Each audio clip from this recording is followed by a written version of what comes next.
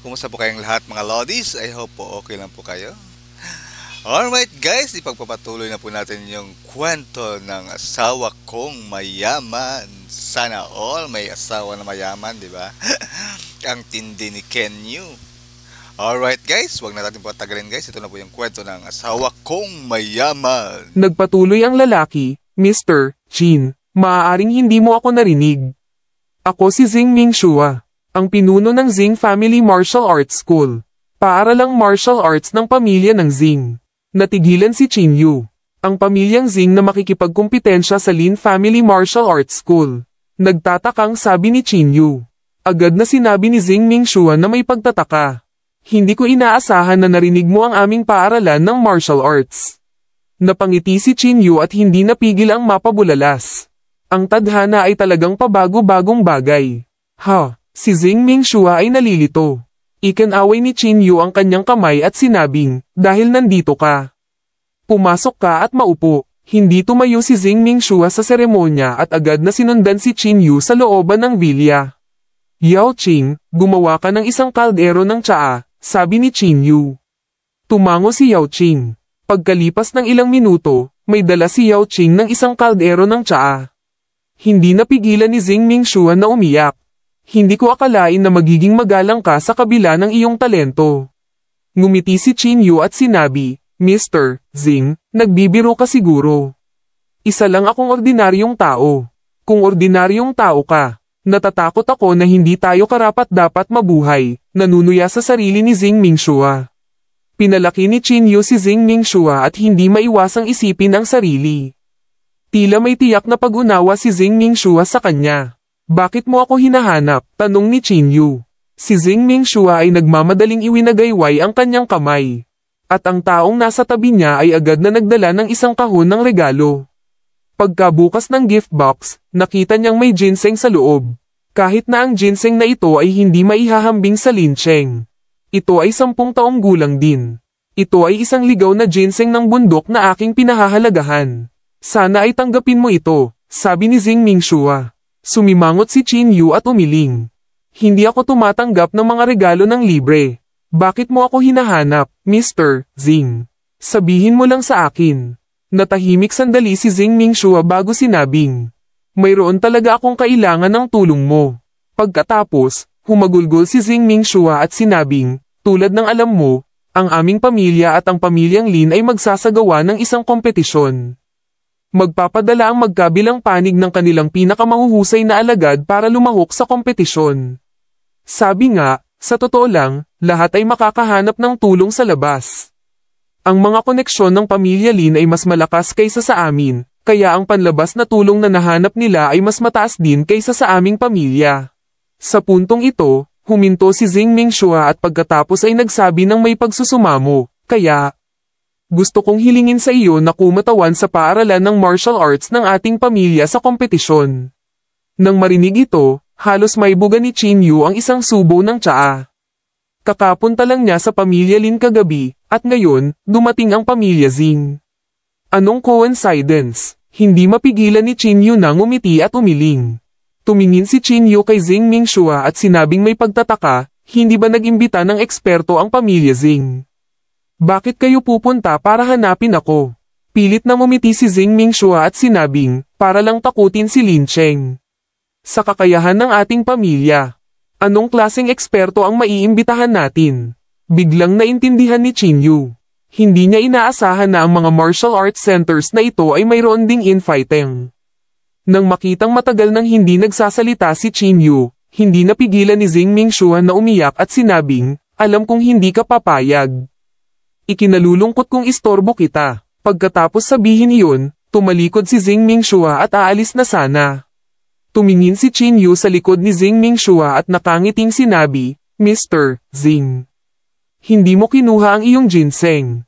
Huminto si Zing Ming Shua sa kanyang kinatatayuan at umiling. Walang dahilan para bawiin ang naibigay ko. Mr. Chin, aalis na ako. Pagkatapos sabihin iyon, umalis si Zing Ming Shua nang hindi lumilingon. Ang ugali ni Zing Ming Shua ay talagang nagpakilos kay Chin Yu. Bukod dito, nais din ni Chin Yu na ipaalam kay Lin Cheng na si Chi Yang ay hindi dapat banggitin kung ikukumpara sa kanya. Maghintay. Kaya, tinawagan ni Qin Yu si Zing Mingxua. Huminto muli si Zing Mingxua. Lumingon siya at magalang na sinabi, Mr. Qin, may iba pa ba? Tumayo si Qin Yu at ibinalik ang ginseng kay Zing Mingxua. Natigilan si Zing Mingxua at may takot na sinabi, Mr. Qin, anong ibig mong sabihin? Walang pakialam na sinabi ni Qin Yu, ipinapangako ko sa iyo. At ginagarantiya ko na mananalo ang Zing Family Martial Arts School. Itong ginseng naman, pwede mong bawiin. Tutulungan kita ng libre sa pagkakataong ito. Noon pa man ay kinasusuklaman ni Qin Yu ang ugali ng pamilya Lin. Bilang karagdagan, ang ugali ni Zing Mingxua ay napakagalang. Nabumuo ng isang matinding kaibahan sa ugali ni Lin Cheng. Kahit na walang ginseng, tutulungan ni Qin Yu ang pamilya Zing. Natigilan si Zing Mingxua noong una. Pagkatapos ay tuwang-tuwang sinabi niya, Mr. Qin, totoo ba ang sinabi mo? Talagang totoo, mahinang sabi ni Qin Yu. Agad na tuwang-tuwa si Zing Mingxua. Paalala niya, Mr. Qin. Narinig ko na nag-imbita si Lin Cheng ng isang dalubhasa sa panloob na lakas. Dapat kang mag-ingat. Nang marinig ito, sinabi ni Qin Yu. Kaya ko siyang durugin hanggang mamatay sa isang daliri. Ang isang dalubhasa sa lakas sa loob lamang ng isang antas ay walang karapatang lumaban kay Qin Yu. Paulit-ulit na yumuko si Zing Mingxua at umalis sa Dragon Paradise. Nakatakda ang oras para bukas, na inaabangan ni Qin Yu. Hindi pinansin ng mga ordinaryong tao ang laban ng dalawa. Gayunpaman, para sa ilang mayayaman at martial artist, malaking bagay ang laban na ito. Ang ilang mga tao ay nagsimulang tumaya. Ang pamilya Lin at ang pamilya Zing ay nakikipagkumpitensya sa loob ng maraming taon. Sa simula, kapag nag-away sina Lin Cheng at Zing Mingxua. Hanggang sa huli kapag nag-away ang kanilang mga alagad, ang pamilya Zing ay matatalo sa bawat pagkakataon. Ngunit hinding-hindi papakawalan ng pamilya Zing ang anumang pagkakataon na makipagkumpitensya sa pamilyang Lin. Naniniwala si Zing Mingxua na hanggat hindi siya namatay, sa kalaunan ay mananaig siya. Kinabukasan, nakahanda si Zing Mingxua na magpadala ng sasakyan para sunduin si Qin Yu, ngunit tinanggihan ni Qin Yu. Siya, Yao Qing, at Lance ay magkasamang pumunta sa Jiangcheng City Stadium. Maraming mga tao ang nagtipon na sa stadium ng maaga, at ang mga tiket dito ay naibenta sa 4 na numero. Matagal nang naghihintay dito sina Lin Cheng, Lin Wan, at ang iba pa. Qi Yang, kailangan mong matapos ng maaga. Kailangan ko pang mag-shopping mamaya. Malungkot na sabi ni Lin Wan. Napangiti si Qi Yang at sinabing, ano ang silbi ng pamimili? Dadalhin kita sa isang marangyang handaan pagkatapos nito. Wow, talaga. Biglang lumiwanag ang mga mata ni Lin Wan. At tuwang-tuwang sinabi niya, salamat, Qi Yang. Si Lin Cheng, na mukhang isang top-notch martial artist, ay umupo sa gilid na bahagyang nakapikit. Ang mga lokal na negosyante ng Jiangcheng City ay lumakad at binati siya ng madalas. Makikita na si Lin Cheng ay may napakataas na katayuan sa Jiangcheng City. Guro, narito si Zing Mingxua, bulong ni Zhang Xing sa tenga ni Lin Cheng sa oras na ito. Nang marinig ito, agad na binuksan ni Lin Cheng ang kanyang mga mata at tumingin sa pinto. Ngumiti siya at sinabing, let's go and meet Mr. Zing. Pagkatapos, tumayo siya at naglakad patungo kay Zing Mingxua kasama sina Qi Yang, Zhang Xing, at ang iba pa. Mr. Zing. Matagal nang hindi nagkita. Nakangiting sigaw ni Lin Cheng. Tumingin si Zing Mingxua kay Lin Cheng at magalang na ikinulong ang kanyang mga kamay habang sinabi niya, Mr. Lin. Nandito ka ng maaga. Walang pakialam na ngumiti si Lin Cheng habang sinasabi, oo, gusto kong matapos ng maaga at umuwi ng maaga. Kung tutuusin, busy ang lahat. Walang sinabi si Zing Mingxua tungkol sa pang-aasar ni Lin Cheng. Bakit hindi ko nakikita ang iyong alagad? Luminggalinga si Lin Cheng at bumagsak ang kanyang tingin sa sidekick sa tabi ni Zing Mingxua. Hindi naman pwedeng ang batang ito, di ba? Kung titignan, hindi man lang niya kayang sumuntok, di ba? Tumawa ng malakas si Lin Cheng. Ikaw, ang sidekick ni Zing Mingxua ay agad na nagalit. Magsasalita na sana siya, ngunit pinigilan ni Zing Mingxua. Ngumiti si Zing Mingxua at sinabi, Mr. Lin, talagang hindi siya. Hindi pa dumarating ang alagad ko. Baka wala siyang lakas ng loob na sumama. Lin Cheng sneered, it doesn't matter kung darating siya o hindi. Sa anumang kaso, matatalo siya. Ngumiti si Chiyang at sinabi. Bumaba ang tingin ni Zing Mingshua kay Chiyang, pagkatapos ay ngumiti siya at sinabi, siya ay disipulo ni Mr. Lin. Tama ba? Buong pagmamalaking sinabi ni Lin Cheng, tama. Ang kanyang pangalan ay Chiyang, at siya ay isang level 1 inner strength expert. Bahagyang nagbago ang ekspresyon ni Zing Mingshua. Mukhang totoo ang mga chismis. Inimbitahan nga ni Lin Cheng ang isang dalubhasa sa panloob na lakas. Mr. Zing, sa tingin mo ba kailangan pang lumaban? Nakangiting sabi ni Lin Cheng. Magalang na sinabi ni Zing Mingshua, hindi pa napagdesisyonan ang resulta, kaya walang pagmamadali. HMPH, walang gaanong tao sa Jiangcheng na makakalaban kay Chiyang. Ngumuso si Lin Wan sa gilid. Ngumiti si Zing Mingshua. Tumingin siya kay Lin Wan at sinabing, Miss Lin, dapat nag-aaral ka sa ganitong oras, di ba?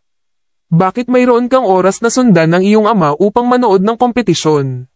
Kumunat ang noo ni Lin Cheng. Si Lin Wan ay kilala sa Jiangcheng sa pagiging layaw at spoiled. Alam ng lahat na ang anak ni Lin Cheng ay mapanghimagsik at pinatalsik sa maraming paaralan kanina. Malinaw na sinadya ni Zing Mingshua ang pagpapahid ng asin sa sugat. Kaya kung pumunta kung saan ko gusto. It's none of your business, old man, saway ni Lin Wan. Tumawa si Zing Mingshua at hindi pinansin ang pamilya Lin. Ang iilan sa kanila ay nakaupo sa spectator stand habang naghihintay sa pagsisimula ng laban. Sa isang kisap mata, mahigit 10 minuto na ang lumipas. Mr. Zing, bakit wala pa ang mga tao mo dito? Sabi ni Lin Cheng na may halong panunuya. Walang nagmamadali, baka may traffic sa kalsada. Paliwanag ni Zing Mingshua. Hehe, may traffic ba? O natatakot silang sumama? Ngumisi si Lin Cheng. Mr. Zing, paano ito? Sa sandaling ito, biglang sinabi ni Chiyang. Dahil wala rito ang iyong alagad. Bakit hindi ako makipag-away sa iyo? Naikayang ni Chiyang ang kanyang kamao. Kung hindi kita kapareha, hindi na kailangang sumama ang iyong alagad. Ang ekspresyon ni Zing Mingshua ay agad na naging medyo pangit. Halatang pinahiya siya ni Chiyang. Si Lin Cheng ay nagpadala ng isang alagad upang makipaglaban sa kanya. Nanalo man siya o natalo, matatawa ang mga tao. Hehe, hindi naman pwedeng wala kang lakas ng loob, di ba? Ito ay isa lamang sa aking mga alagad. Tinatawanan ni Lin Cheng sa gilid. Ang ekspresyon ni Zing Mingshua ay sobrang hindi magandang tingnan. Wala siyang pakialam sa naunang suntok. Ngunit labis na iniinis siya ni Chiyang. Ako, Mr. Zing, pasensya na kung na-late ako. Nang papayag na si Zing Mingshua, biglang tumunog ang boses ni Chin Yu mula sa labas ng pinto. Kasunod nito, isinama ni Chin Yu sina Lance, Yao Qing, at ang iba pa habang naglalakad sila patungo sa direksyon ni Zing Mingshua. Si Chin Yu, kasama sina Lance at Yao Qing, ay dahan-daang naglakad papunta sa harapan ng karamihan. Mr. Chin, nandito ka. Nang makita si Chin Yu, agad na nakahinga ng maluwag si Zing Mingshua. Sa gilid, nanlamig ang mga mukha ni Lin Cheng at ng iba pa. Ikaw ba? Pinaikit ni Lin Cheng ang kanyang mga mata at sinabi. Ngumisi si Chin Yu habang sinabi niya, bakit hindi na lang ako? Tataksil ka. Tumakbo ka talaga sa kabilang side. Tinuro ni Lin Wan si Chin Yu at pinagalitan. Sumulyap si Chin Yu sa kanya at ninisyan habang sinasabi, taksil. Ano ang relasyon mo sa akin? Kalokohan. Hinanap ka namin, kaya hindi ka maghanap ng ibang tao. Hindi mo ba naiintindihan? Si Lin Wan ay mukhang mayabang at dominanti. Malamig na tiningnan ni Chin Yu si Lin Wan at sinabing, huwag mong isipin na lahat ng tao sa mundo ay iyong ama at sisirain ka. Kung hindi ka lang babae, matagal na kitang sinampal. Nang marinig niya ito, hindi lang napigilan ni Lin Wan ang kanyang sarili, ngunit naging mas agresibo pa siya. Inilapit niya ang kanyang mukha sa harap ni Chin Yu at sumigaw, halika, subukan mo akong hampasin. Gaano ka kaya? Ngumisi si Chin Yu at sinabing, paumanhin, hindi ako pumapatol sa mga aso. Ikaw, galit na galit si Lin Wan at lilipat na sana.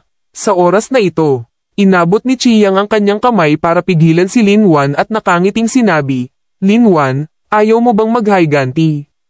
Hindi ba magandang pagkakataon ito? Natigilan si Lin Wan at pagkatapos ay tuwang-tuwang sinabi, tama. Chiyang, dapat mong bigyan siya ng magandang palo. Huwag kang mag-alala. Ang mga mata ni Chiyang ay kumislap na may bakas ng kasamaan. Bahagyang tumango din si Lin Cheng at sinabing, tama. Kahit ang pamilya yan ay walang masabi tungkol sa patas na laban.